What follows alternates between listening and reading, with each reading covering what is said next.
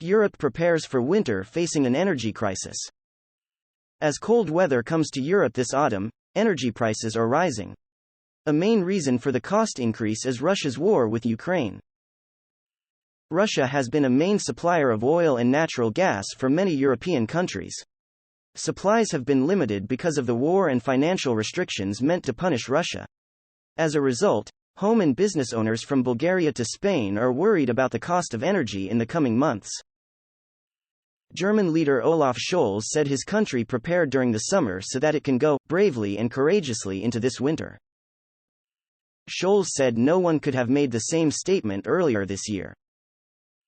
In Paris, a decision to reduce energy use means the lights on the Eiffel Tower will turn off 1 hour earlier than normal.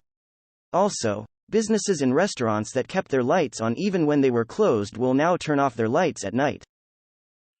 Here are some other measures concerned business owners around Europe are taking to save money. A hamburger seller in Hungary. In Hungary, Richard Kovacs manages business for a group of hamburger restaurants called Zing Burger. He said the restaurants are already heating their cooking surfaces, or grills, less often and making sure lights are off in little used storage areas. Some of the restaurants have seen a 750% increase in electricity costs since the beginning of the year. He said the restaurants cannot do much more to lower their costs. We can't turn off the lights and make our guests sit in the dark, he said. A fruit grower in the Netherlands. In the Netherlands, some businesses are in survival mode. They are doing everything they can because they do not want to lose the customers they have worked so hard for. Wouter van den Bosch helps run Bosch Growers, a company that has been in his family for generations. They grow peppers and blackberries. Already, he has reduced costs by lowering temperatures in his indoor growing spaces. But the lower costs also mean fewer peppers and blackberries for sale. He said he needs to keep selling his produce because he does not want to ruin the reputation his family made over so many years. A baker in Germany. Andreas Schmidt is a baker who owns 25 stores in Frankfurt, Germany. He said he is not heating as many ovens as before and not making as many different products. He said he is reducing his energy use between 5 and 10%. However, his energy costs will still rise from about $300,000 this year to over $1 million next year. A small change to his energy use, he said, is not going to shift the world. Schmidt leads the local bakers industry group. He said some smaller business owners are thinking about giving up. He hopes the German government will give small bakers some money so they can stay in business this winter. Over the long term, he said, energy markets need to be changed. Bruegel, a research business in Belgium, is looking at both short-term and long-term solutions. In the coming months, the company said, some European governments plan to help pay for people's energy costs. They also plan to help energy companies buy more gas so they can meet demand. Some nations are changing their gas suppliers. Instead of buying gas from Russia, they are getting gas from Norway, Azerbaijan and buying liquefied gas that comes by boat from the United States. They also are considering raising taxes on energy companies that are making money from higher energy prices.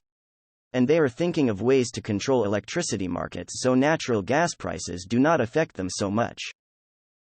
However, European Union officials believe the way to get out of the current situation is to increase the use of renewable energy. That is power that comes from wind, water and the sun. In Madrid, Spain, some people are installing solar panels. Manuel Ruiz said he and the other people who live close to him are now reducing their use of gas by 40%. A political problem. While European governments are going away from Russia as an energy provider, it is not easy to give it up completely. One energy policy expert who looks at Eastern Europe as Agata Lascott-Strakota. She is based in Warsaw, Poland.